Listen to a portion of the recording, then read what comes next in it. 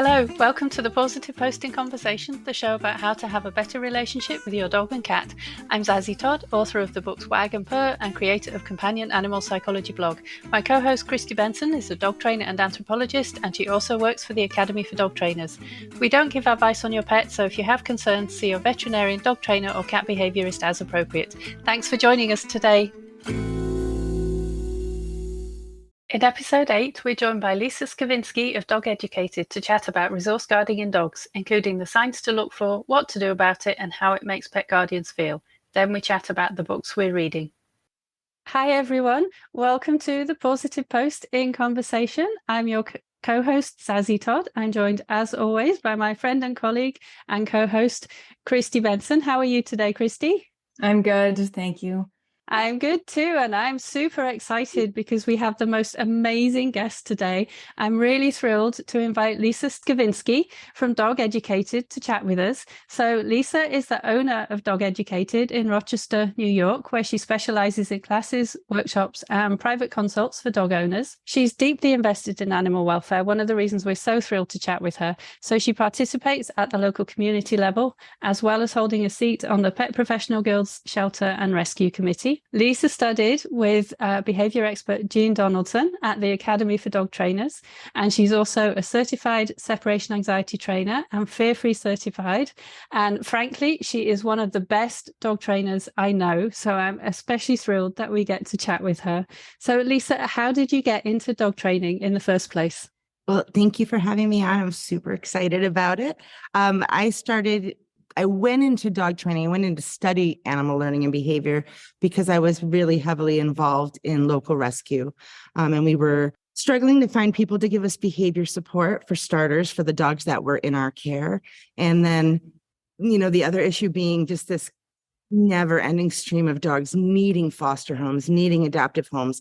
So we started talking about what if we could do more outreach in addition to fostering and rehoming dogs. What if we could do more to keep dogs in their homes? What if we could do more to prevent, dogs being relinquished to shelters and rescues, and kind of support owners where the problems are occurring? So I went straight to the Academy for Dog Trainers for the behavior side, because Jean Donaldson does that wonderful shelter and rescue.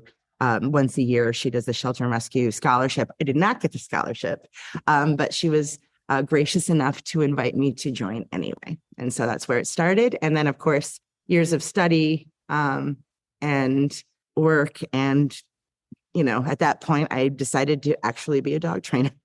So here we are today. Today, we're talking about resource guarding, like dogs who guard objects or their food or their beds. And I think you are like a prime person to talk to about this because you take so many aggression cases. And also, I think like you're in a community where you are really sort of alone amongst a lot of trainers who would have a very different approach, who would sort of be using aversive tools and techniques. And so you often are dealing with dogs who are kind of traumatized as well as having this really natural behavior. So I'm very excited that we get to hear your thoughts on this. And I think our audience is also just going to be, I mean, this is going to be really enriching for us all in the dog trade. So just as a, we all know what resource guarding looks like as dog trainers, but our audience isn't all dog trainers, or they might be sort of new trainers. So what do you see when you're looking at a dog? How do you diagnose resource guarding? Like what do you see? Yeah. So the first thing is threat signals. It's not always threat signals. Of course, we see more, as Jean sometimes calls it, passive guarding, where a dog might, if you approach when they have a bone, they might pick up the bone and kind of quietly carry it away. But I don't get calls. I don't get inquiries for behavior support for passively guard objects. It's really the threat signals. It's, growling, snarling, freezing, hard eye, sometimes air snaps, sometimes actual bites. And that's usually when the person reaches out to me. And of course, that's when they have something of value, whether it's at their food bowl or the usual suspects, things like bully sticks and marrow bones and raw hides and all those kind of things that kick in that primal, because they are gross carcassy things. But I've had clients that have guarded everything from paper towels and tissues, which is an interesting one because I see it a lot. And I'm not sure what the adaptive significance of Kleenex are for dogs, but it is something I see a lot. And the number one thing I see, at least the most intensively guarded thing, is usually vomit, dog vomit. So, Yeah. what dogs guard, locations, people, food, objects is all across the board. But what it looks like is always very similar. And that's a dog that when somebody approaches or reaches toward them, when they have something of value or they're with somebody or in a location that's valuable to them, they may freeze, growl, snarl, air snap, any of those things. So I think my favorite is Soleil, one of our dogs, guards from not from people, but from other dogs, other dogs who have something. So if a dog is chewing something, she'll go lay in front of them and just be like, "Hi, I love you." And then any other dog who walks by, she's like, "I'll just do this job for you." it's funny how it presents in different dogs and how it looks. Yeah. And it's funny too, because we can laugh about it and we all know quite a lot about it. But for an ordinary person whose dog starts growling or snapping or even trying to bite them, when they reach towards their food bowl, for example, they can have quite an emotional response to that, which is completely understandable. So what do your clients say to you about how they feel when that happens, and how do you counsel them about it? Usually in our initial consultation, I actually put a lot of time into that emotional response, because it is a big feel when, and you see kind of a variety of emotional responses from owners. A lot of the time, it's understandably when animals with sharp, pointy teeth show them to us, that can push buttons in us. We know that can make us feel very uncomfortable, very afraid. It's supposed to. So that can be hard. So I get certainly owners that panic right away when they see growling. But I also see some guardians who are very almost as if they're hurt. They take it kind of personally, and you can kind of understand that too, right? I gave you a home. I gave you that bully stick. I'm giving you a good life. Why are you growling at me? And of course, you get worries when you have small children in the home. So for families that have, if it's not just an adult or two, if you've got small children, there's a little bit of panic about that as well. So, the first thing I do is to normalize the behavior. Most dogs come with some degree of that genetic software. As Jean always says, that, the poor dog's saddled with this behavior software. And I like that way of saying it. And it does kind of give a light bulb moment to most of my clients. Just to understand that, dogs, if they were in the natural world, they would guard 100% of their food. But, it's not been that long since they were domesticated. Some of that genetic stuff comes with them. And even though they're fed free in a bowl, this is what dogs do. When they have something of value and somebody approaches or comes near, life or death circuitry can kind of fire in their head, and it's a reflex. So when they growl, when they show us their teeth, when they do those things, it's upsetting. But here's the good news. This is the only way dogs have to kind of communicate their need for social distance, to say, hey, I'm super uncomfortable. I need you to stay away from me and my super important stuff. And it's actually a very appropriate way for dogs to communicate the need for social distance. They can't write a letter to the editor, right? They can't say, excuse me, they can't use words. So for dogs, the way they communicate is to show their teeth, to say, please stay away. It's actually their way of preventing this conflict from turning into a physical confrontation. So it's good news. It's counterintuitive. So when you tell, dog guardians, not only is it prognostically favorable, like we want dogs that are going to tell us, don't come any closer, I need space.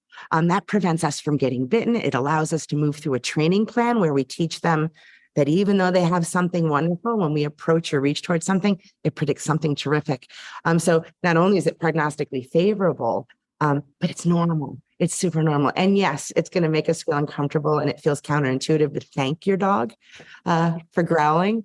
But it's, the presence of threat signals, their ability to communicate with us is what keeps us safe. It keeps them from getting any more problems on their rap sheet. And it protects the training. It's good for the training, so that their body language, their communication, the very normal dog communication they do, is going to allow us to change these things, to work through a training plan. We're going to use that body language as kind of a barometer of how to move through our training plan. So once we kind of normalize the fact that this is how normal dogs communicate. And once we say this, it's a terrific thing that they're willing to communicate, because that's going to help us change it. Everybody seems to feel a little bit better about it. Good, good. And I love how you normalize both the dog's behavior in that situation, but also people's response of feeling unsettled or unhappy or scared by it, because that's a completely normal response too. But obviously safety is an issue or a potential issue with resource guarding. So what are the most important things for dog guardians to do to help ensure that everybody stays safe? Yeah, there's a few things we can do. We're really big on using management to protect the training. So not only will using management make sure we're not making the dog uncomfortable and setting us back in the training plan, but it's also going to keep, lower the risk of anybody getting any injuries. And again, lower the risk of the dog doing something that's going to make the rap sheet a little bit longer. So the first thing is, depending on what the situation is, if it's food bowl guarding, for instance, we'll tell people until we start the training, until we're ready to do that, let's just leave the dog alone when he's got a bowl of food.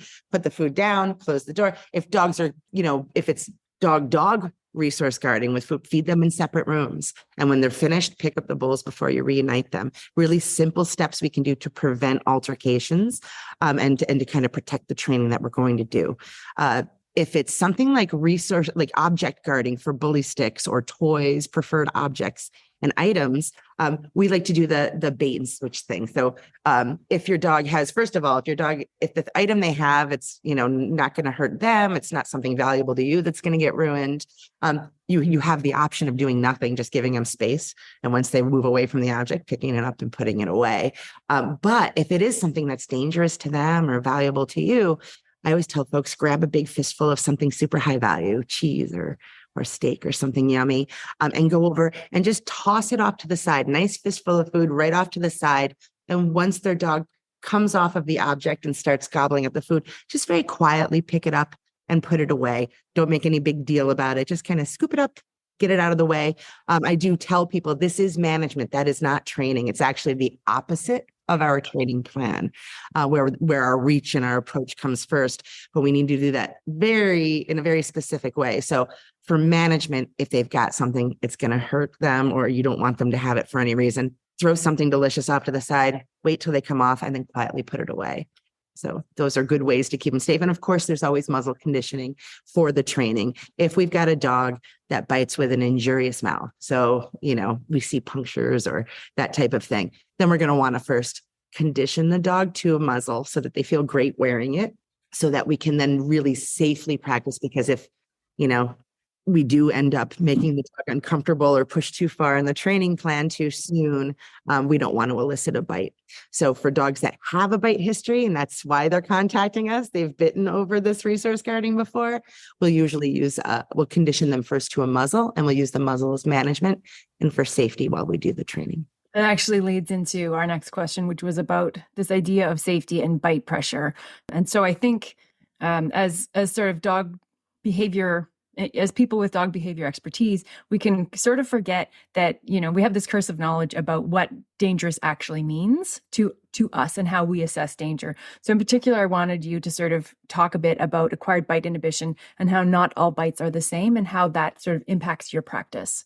Right.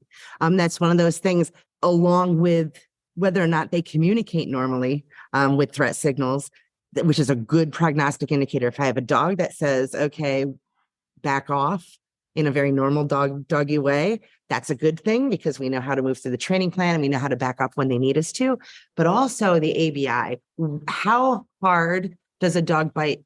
What's the pressure of that bite when they put teeth on a person or another dog? So getting a good sense of how injurious the mouth is. So if I have a dog that, has guarded his food bowl or guarded his toy or whatever it is they're guarding, and sometimes they'll say he's bitten my husband 3 times and he bit Tommy, our 11-year-old son, right on the hand. And the first question I ask is, what was the damage done?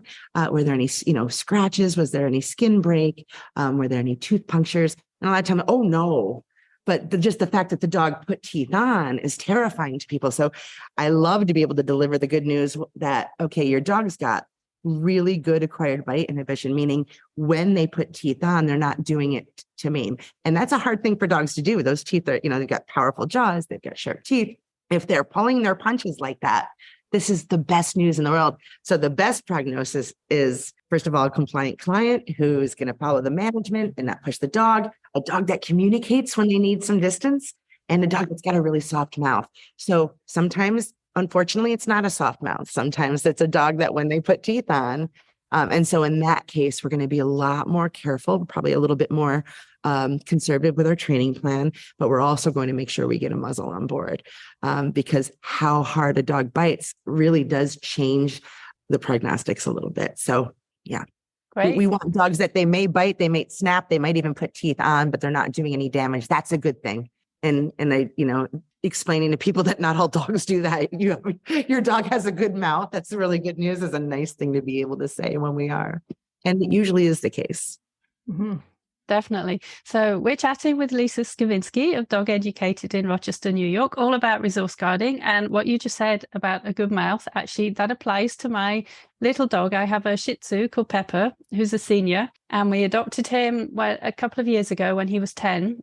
And he had a lot of dental work. So he definitely has a good mouth because they had unfortunately had to extract quite a lot of his teeth when he went into the care of the BCSPCA because he had a lot of health issues, including dental ones. But when he first came to live with us, I fed him his first meal and I noticed a little freeze as I put the food bowl down. But I forgot to tell my husband and we were kind of busy and I just totally forgot to mention it. And I wasn't there the next meal time when he went to feed Pepper. And he told me later that he had put the food bowl down and he had walked away into the kitchen and Pepper had followed him, growling, followed him quite some way and then stopped and just stayed there and growled at him for quite a while before eventually going off to eat. And I was like, oh, okay, so that's resource guarding. And it was quite easy for us to resolve. And of course, my husband knew that he mustn't yell at him for growling or he knew what not to do because he lives with me. He knows a lot about dogs. And Pepper has a good mouth anyway, and we resolved it quite quickly. But we know that with little dogs, sometimes people will just laugh at a little dog for growling, I think, or they may not be so worried. So what do you think are the differences in how people respond to it in little dogs compared to big dogs? I think across the board, not just with resource guarding, but in so many ways, I think people don't take as seriously. I've seen small dogs. I've seen a King Charles Cavalier that does a level 4 bite for resource guarding. So it's important for people to understand that little dogs can still do damage. But I do think it's sad because I think they're a little bit less across the board. You don't just walk over and scoop up a 90-pound Mastiff. That wouldn't be possible and nobody would dare try it. But you can certainly do it to a Shih Tzu or a tiny Chihuahua. And I fear a lot. Imagine standing there and all of a sudden just being swooped up by a giant. And I think it's just such an incredible, just a lack of concern for their anonymity, I can't quite explain what I'm trying to say. I think across the board, we don't take small dogs seriously. We laugh at them when they growl, or we just go, oh, whatever, because we have power over them. It's a little, they're not intimidating to many people. So I do worry sometimes that people ignore uncomfortable behavior or threat signals or all the warning signs from small dogs. And that can certainly ratchet it up till we do get a bite. Whereas the first time your German Shepherd growls at you by the food bowl, you might take it a little more seriously, and I think it's just perception. And it's just looking at it from our perspective rather than thinking about the animal in front of us. So yeah, it's unfortunate, but I do get an awful, I would say a large number of my, not that, all dogs, of course, can do, resource guarding is a normal dog behavior. We see it in all breeds of dog, but I see it in a lot of small dogs. And I think it's at least 50% of my caseload for resource guarding. I wonder how much of that is like sort of human breeding thing, just going off on a tangent in my mind. You would notice and not necessarily breed a dog who resource guard against you if you were a breeder if they were 100 pounds. But a little dog, there's not the same selection pressure, I guess, as breeders, perhaps. But I do agree. Maybe more of them get through the cracks. more garters. And people do just sort of laugh. I mean, we all laughed at the thought of Pepper following Zazie's husband, so we're also implicated. But I like we're all animals behaving. Yeah, and I think it's okay. Like when earlier I was talking about how Soleil guarded against other dogs in a funny way that, you know, we all laughed at that because as animal behavior, you know, knowledgeables, we find that funny. I don't need to do any training about that. All the other dogs comfortably read her and don't approach, right? Mostly. So I think there's sort of two pathways of thinking about this. We can accept that dogs are going to do this, and if it's not dangerous and it's not hurting them, you know, it could just be a thing that dogs do. But also, if your dog is doing this, they're demonstrating to you that they're upset. So we don't necessarily want our dogs to be being upset. So it is something that we can change the way that they feel, and if we need to, we should, kind of thing. Right. And I do think that's an interesting point that you bring up because, you know, I get people who come to me with dogs. You know, dogs, of course, will not only will they guard any number of things from food to locations to people to items to objects, but they will also guard from all manner of other beings. So some dogs will only guard from other dogs, but not from people. And some dogs will guard from the family cat, in addition to the people and the dogs. It's all across the board. What you get is kind of everywhere, depending on the individual dog. But, you know, when it's dog, you know, my rule of thumb that I follow is, you know, if it's just an argument, a non-injurious argument, and by non-injurious, I mean both A, there's no physical injuries that require vet care, you know, but B, the dog being guarded against, that, you know, the non-guarder isn't made to feel afraid in their own house and their own skins. I know sometimes it's if it's a really sensitive dog who's now terrified to be in the same room, then that's a psychological injury, so to speak. So as long as there's no injuries, physical or emotional, for the other dog, or for either dog, then I just say, yeah, everybody argues. So do dogs. You know, it's fine. We can let that go, and they're going to resolve it. They're good at that. When it's from people, I think it pushes buttons in people to have human and directed aggression, even if it's just a snarl or growl. Even when they understand it can be hard, or again, if they have children. So you've got the option. If you've got a food bowl garter or a, you know, location garter or whatever, if you've got a garter in your house and you're, you know, it's one or two adults that live with them, you have the option of just going, oh, isn't that interesting? Yeah. Oh, look at that interesting behavior. And just kind of using management and leaving them alone when they have whatever it is that they feel really, really strongly about, enough to growl. But I think we see it when you have people who have a lot of visitors, people when they have children, because you can't always guarantee that, you know, the 5-year-old running through the kitchen is always going to stop and make sure the dog's not eating food before doing so. So I think sometimes we really do want to use training.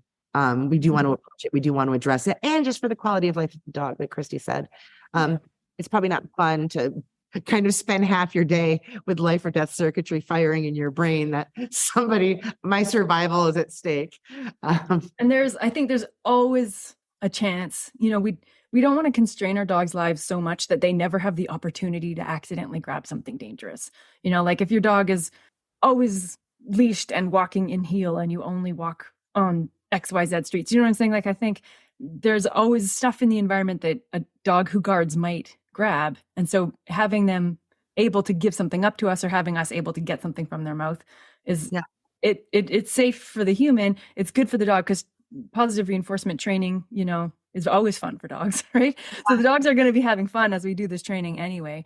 And then we have this opportunity. We can use the training, right? That's the thing. We can do it. We can do it. We can make the dog feel good. Right. And we've got great plans to do it. So why wouldn't we? So I think this does kind of lead nicely, again, well done to the person who organized the questions, into the next question, which is there's been a change in sort of the ethos about what resource guarding means to humans over the last century. So, and I think personally, and I think Jean is the one who sort of brought this up to us all, and I think it's a really good point. We used to be sort of living under this idea of if a dog has a bone, we leave them alone. Like same as let a sleeping dog lie. You know, it's not really our right to just go and take stuff. And now we're much more in a, oh my goodness, you know, dogs actually get euthanized for very, very mild threat signals, you know, about this stuff. So So I guess it's not really a question, but sort of what are your feels about this? Do you come up against this? I feel very strongly the way Jean feels about it and the way you feel about it. I will tell you, there's no question if I got nipped by Dee Dee, my childhood beagle, because I went over and started messing around with her when she was eating her dinner. And if she had nipped me, I can promise you my mother would say, how many times have I told you, don't bother the dog while she's eating? There'd be a little bit of a understanding for normal dog behavior. And that isn't the case now. You're absolutely right. The things that I fear, and I don't blame guardians for this. I think the messaging out there is just really unfortunate. This idea that dogs are robots, that they are, our expectations of their behavior is simply not realistic. I see more and more of that, which concerns me. The idea that dogs have to be completely compliant and behaviorally perfect for what we expect them to be.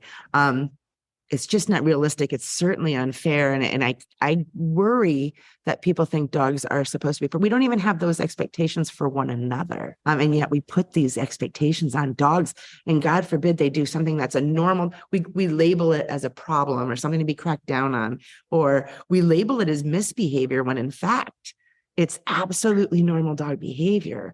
And instead of recognizing that it's a different species that lives in our homes and, basically, it's a captive animal. Instead of recognizing that they come with their own behavioral software, and wow, isn't that fascinating?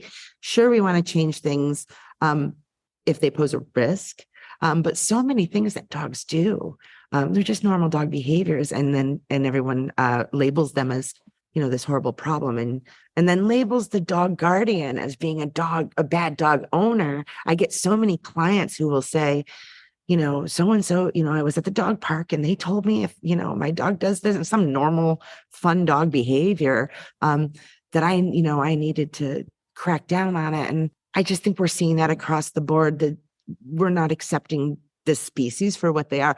I tell folks in my orientation, if my puppy class orientation, if you invited, a 12-week-old or a 10-week-old raccoon into your house and it got up on the counter and ate a loaf of bread and it pooped on your Oreo frog, nobody would be shocked. You'd go, oh yeah, there's an animal in my house. And of course, if it has access to bread, it's going to eat it. And of course, it's going to pee where it needs to pee in the moment.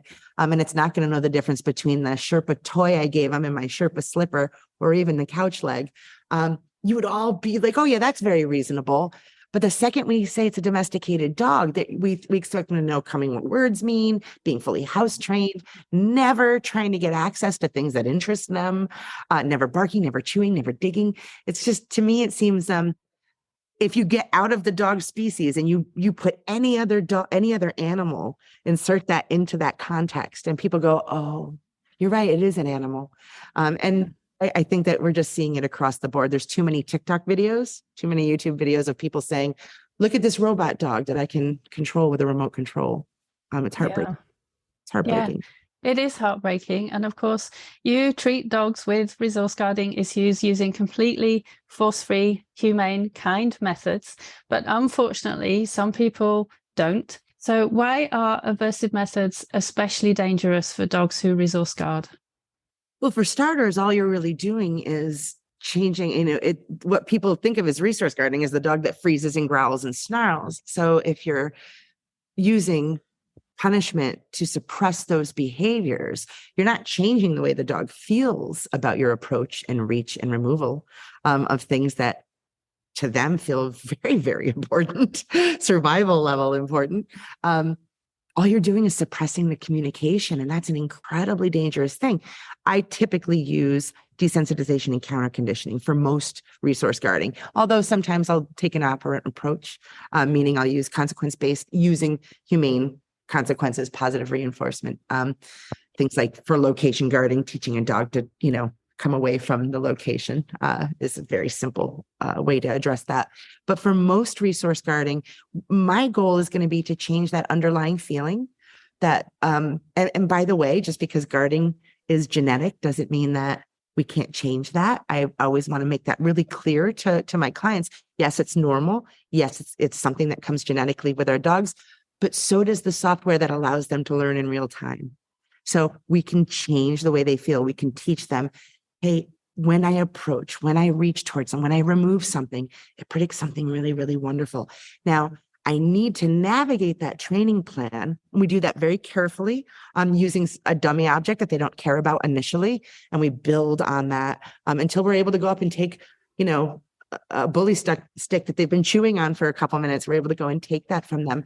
And it's because we do a very gradual plan. And the way I move through that plan is by reading dog body language. Is the dog relaxed? Is the dog comfortable? That is a good way. Is the dog kind of wagging and excitedly looking at me like that expectant, oh boy, oh boy, oh boy, when I approach? Then I know I get to move on in the training plan. Or is there a little stiffening? Is there a little worry? Do they suddenly put both paws and their nose on the object? Okay, I need to back up. We're not quite there.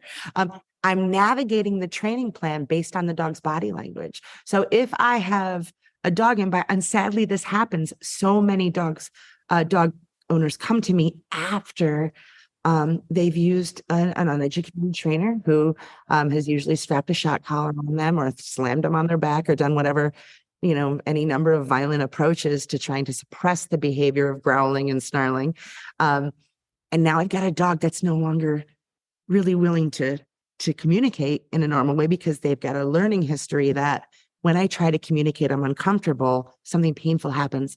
So now people are getting close enough to get bit, and that's those bites that happen without warning. And it's so sad to me because someone will say, you know what? She didn't even growl. She didn't.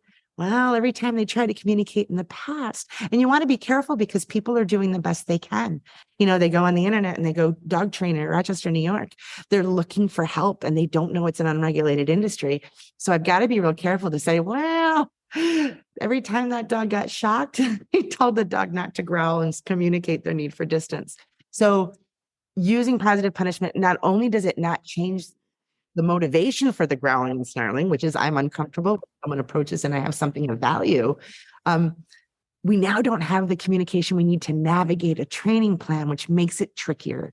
It makes it much harder for me, for the owner. Reading the dog's body language is important. And all that positive punishment really does is suppress that. The dog's still upset when you approach when they've got a bone.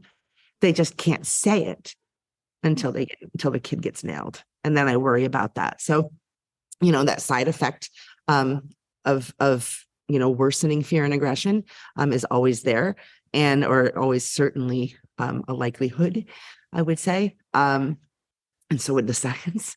But also now I don't have the blueprint I need to navigate the training plan with. I need to make sure that because every time you push the dog out of their comfort zone during the training, we have a bit of a setback in the process of training.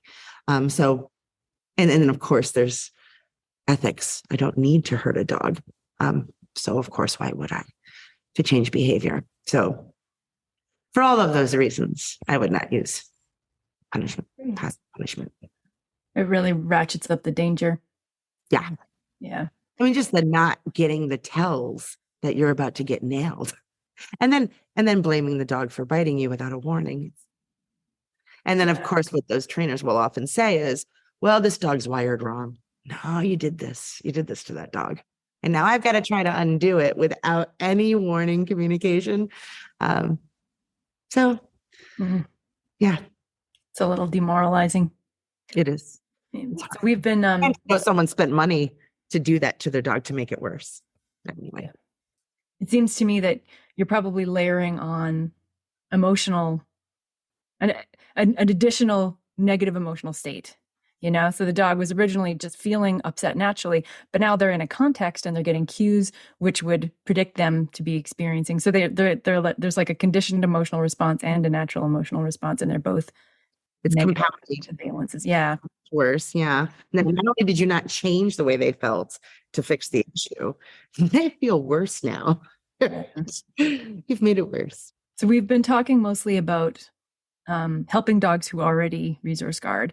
And our next question is can we do anything to prevent it? And I think I'm curious, both Zazie, about, is there practical science about this? And also Lisa, about your experience as a practitioner.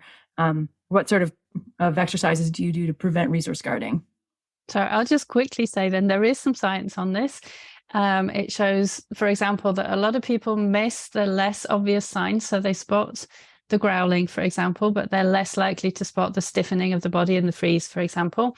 And it also shows that if people use aversive methods, the resource guarding is likely to be worse, unfortunately. So that's just a brief summary. Lisa, what do you think? So for me, if I'm lucky enough to get puppies ahead of time, I very much an ounce of prevention, right? In my puppy kindergarten classes, where puppies are all under the age of 16 weeks, I put a huge emphasis on resource guarding prevention. There's a lot of old folklore out there about how to prevent resource guarding, which is actually usually going to make it worse. You used to hear people talk about when your puppy's eating, go put your hand in it and move it around. That's not certainly going to make your dog less likely to feel paranoid that you're coming toward them. So what I ask my puppy owners to do is when their puppies are young, when they're still in that really spongy developmental stage, while they're eating, walk across the room and drop something even better than their kibble in there, something like a few pieces of chicken or a little bit of cheese, so that they start learning, oh, whenever I've, got this valuable thing and somebody comes over, I get something even better. Like, it's a great thing. Same with object exchanges. If your dog has a toy or a bone or anything that, that the usual suspects, they usually, once they hit sexual maturity, will start guarding, some before then even. I just ask people to go over and, take that bone or toy, give them something delicious, like a little piece of steak, and give them the bone right back. We call them object exchanges. So simply, we want the puppy learning at this really spongy developmental stage that whenever someone approaches and reaches toward me and removes something, I get something fantastic and I get my thing back. It doesn't predict the end of something good. So, repeatedly doing that over time, you just get a dog who feels really good about people approaching. So sometimes we can circumvent it. I don't know. I'm glad you asked that question about the studies, Kristi, because certainly the laws, behavior is lawful. So the science of animal learning would tell us that teaching a dog that our approach and reach and removal of something using Pavlovian conditioning, it should work. Yeah. Yeah, right. It makes sense that there's any studies on the books. I wonder if there's any studies, and if not, it would be terrific to see that. If those preventative exercises in the young developmental stage do pay off once dogs hit sexual maturity.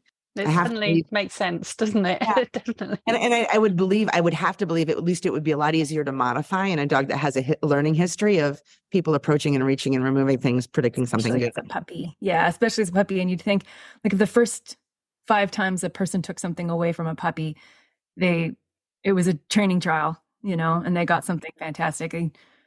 It would boggle if that didn't have an impact on their brains, Yeah. And I think it probably would depend on the individual dogs, because there are those global guarders. There are guarders that they don't care about a carrot if you handed it to them, but if it fell off the counter between 2 dogs, an all out brawl because the suddenness of, this food coming up while stew is cooking on the stovetop. I've seen it. Clearly, this is a scenario I've actually seen. Theoretically. Not any one of my clients. Yeah. May have fallen. So yeah, I think it behooves us to when our puppies are young and they're impressionable and they're learning, that we teach them that, the same way we do with teaching them that all manner of body handling is predictive of something good, or how to cooperate in their own veterinary care. We can teach them that, we can, the giving and taking of items and such. I think it's certainly worth doing. And so I certainly instruct my puppy clients to do those exercises, Great. Thank you. Sorry, go ahead, Zazie. Sorry, no, I was just going to say we need to move on in a moment to the news and book section. And I want to make sure that I get in a thank you to Lisa, not just for all the wonderful information she's told us, but also because when my book WAG came out, Lisa was incredibly supportive, and you've regularly given away a copy of WAG to one of your clients. So good. And the thing is, every time you share why this person has won, and we get to read the story about how they have worked with their dog.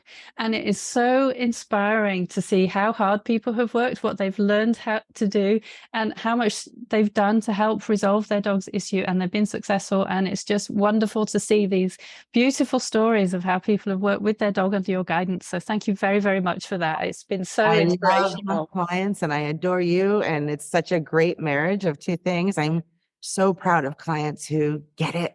You know, they just get it. And the ones that are simpatico, and sometimes they come through some difficult challenges, but they do such a beautiful job. And they're on the same, you know, in the same frame of mind as you. And I think, and by the way, I don't always say this, and I should respond with a lot of those folks, when they get that book, they always check back in with me to say what a great book it was. So it's a perfect positive reinforcement for clients that, you know, are doing such good work. So thank you. Well, thank you. That's lovely to hear. And we're moving on to the book section. And I have some book news to share first, because I have the very exciting news that I'm now working on my third book, which is provisionally called Shiver. And it's all about the science of helping fearful dogs feel safe. And it's going to be a lot like WAG. So if you liked WAG and you like all the tips based on the science, you'll find Shiver takes a very, very similar approach. So I'm super excited about that, but it won't be out until 2024. So it's a little bit too early to pre-order, but if people follow my blog, they'll get to find out when that's going to happen. So that's very exciting. Yeah. Okay. So with the books first, I'll start with what the book club is reading right now, which is An Immense World by Ed Yong. And we've been taking 2 months over this book because, as you can see, it's quite a thick book, and we wanted to make sure that we had the time to savor and enjoy it properly. And it's a really fascinating book about the umwelt of different animals. So we understand our own bodily experiences. They help us see what the world is like. But for other animals, we can use dogs as an example. They don't use their eyes as much. They're not as important as their nose for them. They see things through smell, basically, first and foremost. And so there are so many different animals in this book, but each chapter takes a different sense. And so you can read all about creatures that have multiple eyes that point in different directions, or whatever, how different animals experience pain, or some of them don't experience pain in response to capsaicin from peppers, for example. So very different from us. And it's a really interesting read. And of course, it's by Ed Yong. You know that he's a brilliant writer. A lot of people are very familiar with his writing already. So it's a really great read. And if anyone wants to join the book club, by the time this goes out, you'll have missed this book and we'll have moved on to another one. But if you want to join us, subscribe to my newsletter and your companionanimalpsychology.com, and you can join us there. So Lisa, what are you reading at the moment? I actually just finished the Book of Hope, Jane Goodall and Douglas Abrams. I loved it. First of all, I want to thank my friend, my very sweet friend, Maricel Brown. She gifted this to me before I went away on a trip. And it's really lovely. Basically, it maps out, you know, some of the most difficult experiences in Jane Goodall's life. So everything from, you know, World War II and right through all of her experiences in different parts of the world. And basically those darkest hours where she found inspiration.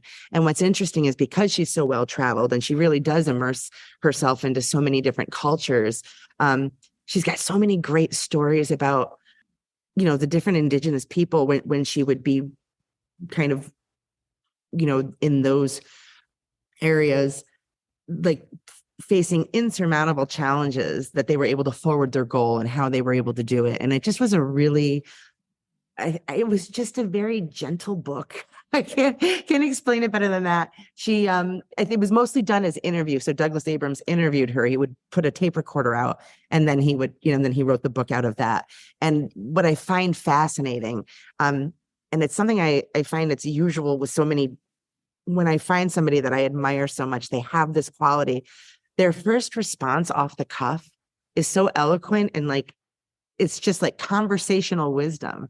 I would have to say any of the things Jane Goodall says in here, it would take me 3 weeks of writing and rewriting and rewriting, and it would still never come close.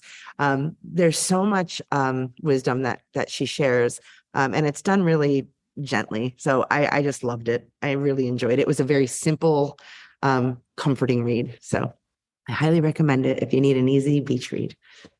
Awesome. Thank you. That sounds great. I like the idea of a gentle book as well in these difficult times. Gentle and full of wisdom sounds perfect. Yeah, That's Kristi. exactly what it's for. Yeah. Kristi, what are you reading right now? So I'm not reading anything gentle or full of wisdom, but I recently started doing a new sports endeavor despite my advanced age, roller derby, which is a full contact sport on roller skates. And I'm finding being an adult beginner, typically I don't like being an adult beginner. I find it hard, and I find it hard to accept criticism, and I don't think I'm unusual in that. But for some reason, going in with absolutely no skills at all to a completely new environment has been like super fun. I'm finding it for almost for the first time just really fun to be a beginner and just really accept my role as like an abject beginner and to be learning. And I feel like I'm getting a lot of really cool ideas from the people that I'm with about how to create really safe, inclusive spaces for people who have different abilities and different skills and different bodies and different ages. So it's been like a great learning experience, and there's a lot of camaraderie, and also really like hitting people really hard with my body. So it's been a lot of interesting learning about myself and just super fun. So I did my first ever scrimmage this weekend with other people playing against them, and so I'm like, I gotta learn the rules. I don't want to get any. I don't want to get that many. What's it called? They send you to like the penalty box if you make a grievous error. I'm so impressed. Please, will you just read the title and the author out again? It's called The Roller Derby Blueprint, and it's Scott McNamara. That must be his derby name. Do you have a derby name? I do. What is it? It's Prixie. Oh, fantastic. I love it. You're very brave to do that. Yeah, I think so too. I would spend all the time falling onto my butt the whole time, so I wouldn't get very far. I wouldn't move from one place to another. Here's the real thing, though, is everybody falls all the time. Literally, you're always falling. So you learn how to fall. I mean, there's a lot of like life lessons there. You learn how to fall so that you don't hurt yourself. But if you're not falling, you're not trying hard enough. You're not pushing your own envelope enough. So yeah. I say, because I fall all the time. The next roller derby book. Yeah. Roller derby starting at midlife. Exactly. Yeah. I 100% recommend. Cool. So I am reading Still I Cannot Save You by Kelly S. Thompson, and its subtitle is A Memoir of Sisterhood, Love and Letting Go. So it's a memoir about her relationship with her older sister, who had cancer as a toddler, and then at some point at some point in life became addicted to opioids and cocaine. So it became quite a troubled relationship. And then the sister got clean, they managed to rebuild their relationship. And then just when things seemed to be going well, there's another bombshell that hits them. And I'm not going to say what that was. I don't want to spoil the story, but it's heartbreaking and beautiful. It made me cry, but it's very much about the love between two sisters and the bond that they have, and how it kind of endures somehow despite all the things that they've been going through. So it's an absolutely wonderful book, and it's an emotional read, but I really recommend it. It's just beautiful, basically. So great. Well, thank you. So, Lisa, thank you so much for coming to chat with us today and for sharing all of your wisdom. It's been absolutely wonderful to chat with you. If people want to know more about you, where should they go to find out? My website. I'm sorry, I wasn't ready for that one. Your website? At dogeducated.com. We're also on Facebook. We are on Instagram, but we don't use it very frequently. I've got to get better at the social media stuff. Mostly what you're going to find is our pictures of graduates. Many class graduates. There's a blog section. I just need to get back to work on it a little bit more. There's a small blog section. Well, actually, Lisa has written a couple blogs for the Academy too, which are very well written and well considered. So Yes, I was about to say your blog posts are fantastic. They're definitely well worth a read. So that's dogeducated.com. Thank you very much then, Lisa. That's fantastic. And to everybody watching this, please hit the subscribe button so that you make sure you never miss a future episode. Thank you very much for watching this, and we'll see you next time. Bye. Bye. Bye.